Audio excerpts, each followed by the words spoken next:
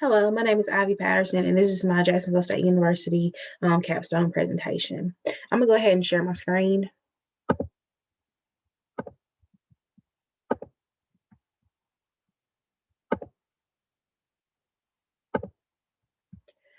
Once again, this is my JSU Capstone presentation. The title is Making Reading a Priority in a Secondary School Setting. Again, I'm Ivy Patterson, and I know this is due April 13, 2021. This is for the EDS program and teacher leader. So for my introduction, so the purpose of this action research project is to tackle the apathetic attitudes towards reading that secondary students seem to possess. Students at the secondary level, they get more into TikTok and Zoom and different things, and reading just kind of seems to be on the back burner. So just trying to motivate those students to read more. Students were given different opportunities to be successful in reading, along with different avenues to spark their interest in reading. Motivation was the key through programs established at Durant South Middle School to help students become more involved in the reading process. So that's my rationale. So the Action Research Project is important because the more students are reading outside of class, the more that correlates to higher test scores. The potential contributions that the findings will make will determine how extracurricular reading affects scores on benchmark tests such as the Scantron Achievement Series. However, this was an interesting year, so there are some things that we have to look at that may have made a different outcome. So looking at some context and some Pell City demographics. So Pell City is located, of course, in Alabama. In 2020, its population was around 14,431. The average household income is around 70,000. The rental cost is around 858. The median age in Pell City is 39.8 years, 38.8 years for males, 40.5 years for females. For every 100 females, there are 86.2 males. So let's look at some of the demographics. So according to the most recent ACS, the racial composition of Pell City was white, 86.08%, Black or African American, 10.68%, Asian 2%, two or more races 1.02%, other races 0.15%, Native Hawaiian or Pacific Islander 0.08%, and Native American 0%.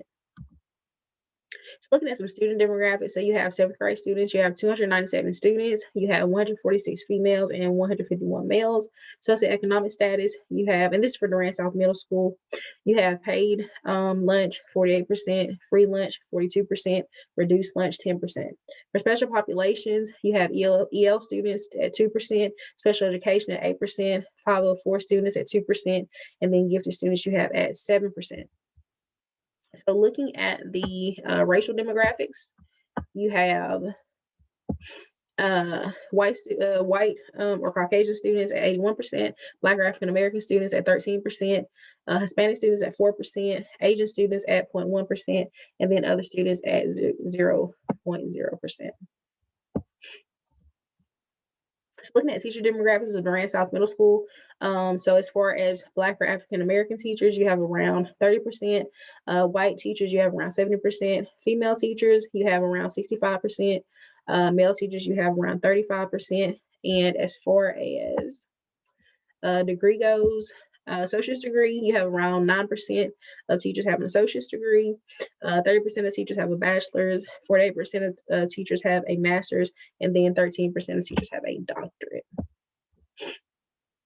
Looking at assessment information, so the main assessment given or looked at for this project, other than the HT Aspire, was the Scantron Achievement Series, also known as Global Scholar Performance Testing Series.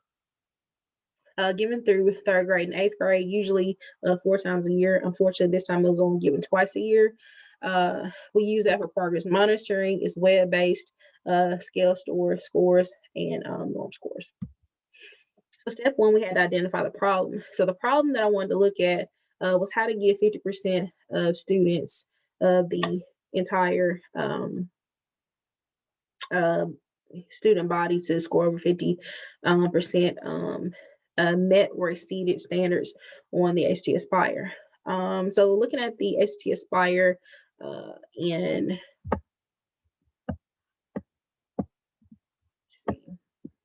look at HT Aspire in reading, and this is from the years 2017 to 2019. Of course, I don't have to 2020 because we did not take a test on last year.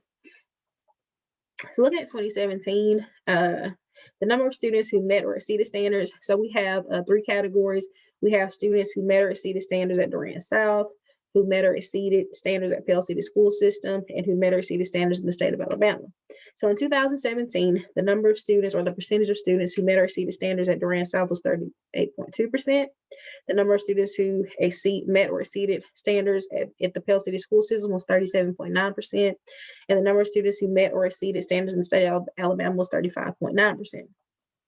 Looking at 2018, the number of students who met or exceeded standards in the Durant South school system was 50.2%. So that was a year that I wanted us to look back at, because that's where we met that goal. In 2018, those who met or exceeded the standards in the Pell City school system was 48.4%, and those who met or exceeded standards in the state of Alabama was 42%. Looking at 2019, those who met or exceeded standards in the Durant South school system was 47.3%. Once again, that was a pretty high year as far as trying to get to that 50% goal. Those who met or exceeded standards in the Pell City school system was 46.3%, and those who met or exceeded standards in the state of Alabama was 43.1%. And that's looking at that chart right there on the right. So step 2, you want to determine the stakeholders impacted by the problem. So the stakeholders I looked at was, of course, students, and I looked at how their lack of hours spent in the classroom affected this problem. Then you have teachers. I looked at how the transition to Schoology, as well as benchmark test scores, affected this problem. And then you have parents. I looked at how dealing with virtual and non-traditional students affected the problem. Of course, administration, don't leave them out. Looking at end of the year test, of course, looking at that benchmark assessment, because that's all we have at this point. And we're about to get ready to take ACAP, so we'll have some data for that as well. And also school report cards, which I'm not sure if those are going out this year, but they usually go out each year. Looking at step 3, I had to select a task force to address the problem. So the task force team included all the ELA teachers, that's myself, as well as 2 other teachers in the school system, or in school, the school principal, the counselor, the ELA coordinator, and the library media specialist and technology coordinator.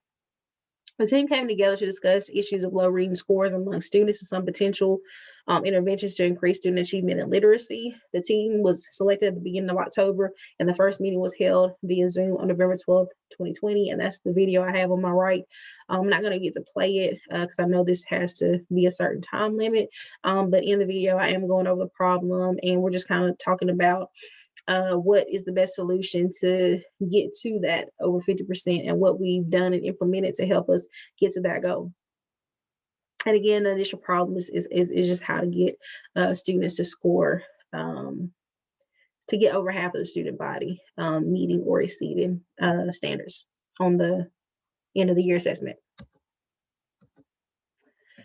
So looking at step 4, identify and explaining the limitations on the representatives group's decision making.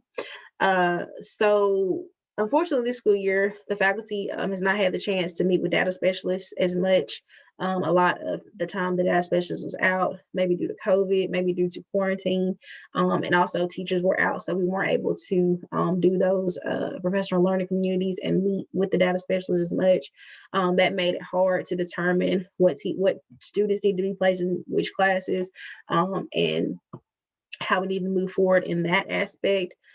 Also, they've only taken the benchmark assessment twice this year. Usually by this time, they've taken it probably at least 3 times, and 4 in all in the whole school term. Also, the data is skewed because a lot of students had time off due to the pandemic, whether they were quarantining or whether they were just coming to school 2 to 3 days a week. So the largest limitation on the representatives group decision making is just a lack of data. So looking at step 5, obtain information and establish 1 of 3 criteria against which to measure possible solutions. So you have the ACT Aspire. And we already looked at the scores from the years 2017 through 2019. You have the benchmark assessment, which is the Scantron Performance Achievement Series test. You have the implementation of Schoology for non-traditional students and virtual students. So looking at step 4, generating proposed solutions. So you have the stakeholders involvement. The primary stakeholders I look at were the parents, were the students, and was the faculty. Those are the primary stakeholders I looked at. I had something in this step about implemented reading coaches at the secondary level. I think that a lot of times you see reading coaches at the elementary level, but they're needed at the secondary level as well, especially middle school. Collaboration is encouraged school wide. Core subject wide, and also across team and virtual meetings, because if eighth grade teachers don't know what our seventh grade students aren't getting, and we don't know what the eighth grade students aren't getting that they need from us, then that makes it kind of hard to be successful. Also looking at test scores, school report cards once again. So also looking at some things to help increase and motivate the reading. These are some things that I implemented this year. iExcel is a computer adaptive program that has all kinds of different questions and standards on it for students to practice. This was something that we implemented on Fridays, on e-learning days, and students went home and they practiced the different standards that we had gone over during the week. Also, the 20 book challenge is something that I initiated this year, where we asked students to try to read 20 books by April 30th. We gave students goals, read 5 books this semester, 5 books next semester. We also gave students the opportunity to use books that they read in class. We gave students prizes, just all kind of things. And the 20 book challenge has actually really been successful in motivation, the motivation factor of helping students want to read more. Also, you have Take 10. Take 10 was a initiative also started by myself, where students were asked to just read 10 minutes a day. Kind of goes hand in hand with the 20 minute challenge.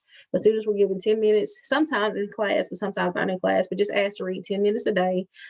Something, anything. It didn't have to be a book. It could have been a blog, it could have been a song lyrics, an article, just to read 10 minutes a day, and to log it on a digital reading log. Then, of course, we had teacher technology training, where we taught teachers how to use all kind of different digital resources, such as virtual field trips, Canva, Zoom, uh, just all kind of different technology. And then, of course, we're doing teacher test prep training now, and we're doing that moving into the ACAP assessment coming up this month. The SOAR app was something that our librarian, Miss Jamie Jack, was headed this semester, and it also went hand in hand with the 20 book challenge, because it's basically a digital library, and students are able to access so many books just through their Chromebooks or through a tablet or just a computer. So it was awesome with the 20 book challenge, especially since we weren't able to go to the library and check books out. That really was a determining factor in the success of the 20 book challenge, as well as iExcel and Take 10. Peer tutoring, that's something we did last year. We weren't able to do it as much this year because of the COVID-19 pandemic, but that's something that hopefully we'll get to re-implement. Online tutoring was fine. We were able to do that this year, as well as teacher-led tutoring. We actually established a tutoring program, which I work with in the afternoons to help students. And I have links to all of these different things. The ones that are in blue, I have links to, and it just takes you to the different websites for each one. Looking at step 7, solicit feedback from the stakeholders. Um, I think I say step, should have been step 6, but anyways, this is step 7. Solicit feedback from the stakeholders. Take 10, rate of approval by the stakeholders. So of course, I looked at parents, students, and I looked at faculty.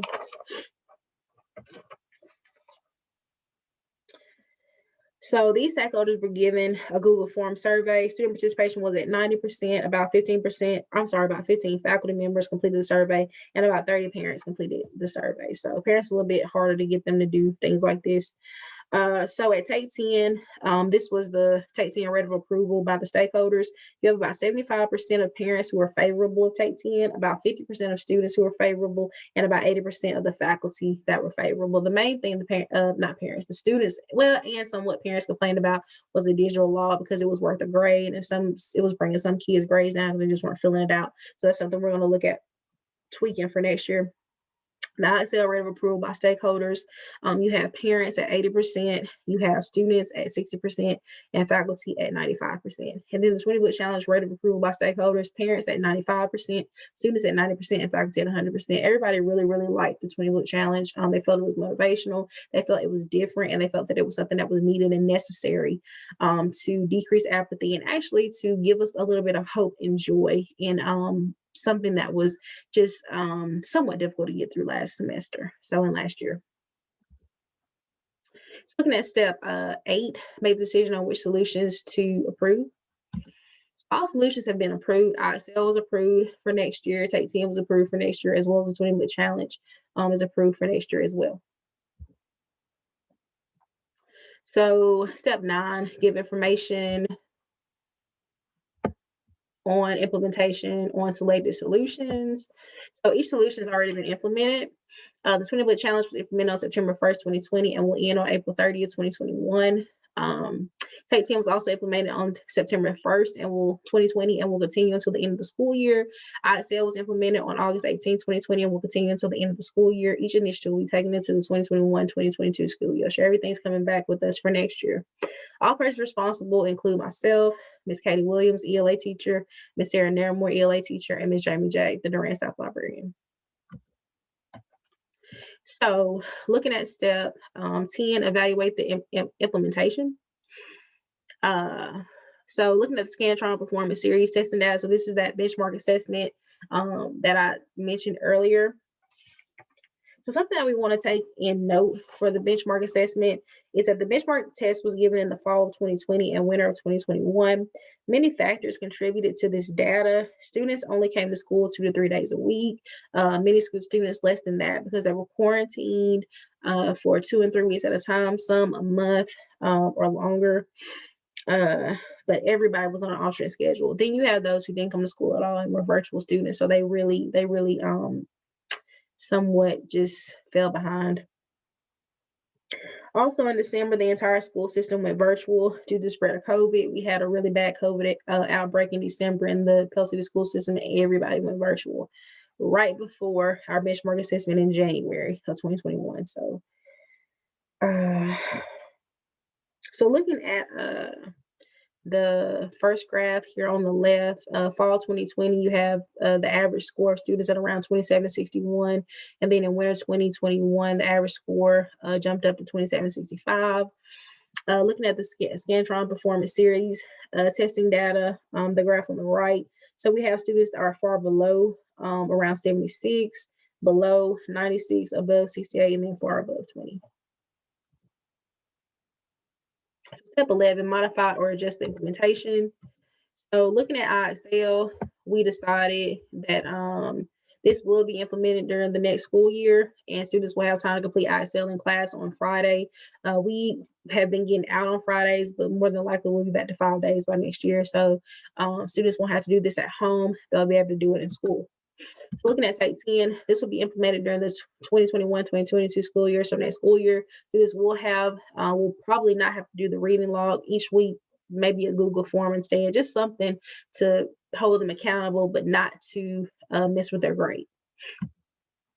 And then for the 20 book challenge, of course, this will be implemented next year. There'll be more rewards, more prizes. It'll be back bigger than ever. The challenge will begin as soon as school starts. So this was something that we did a little bit later.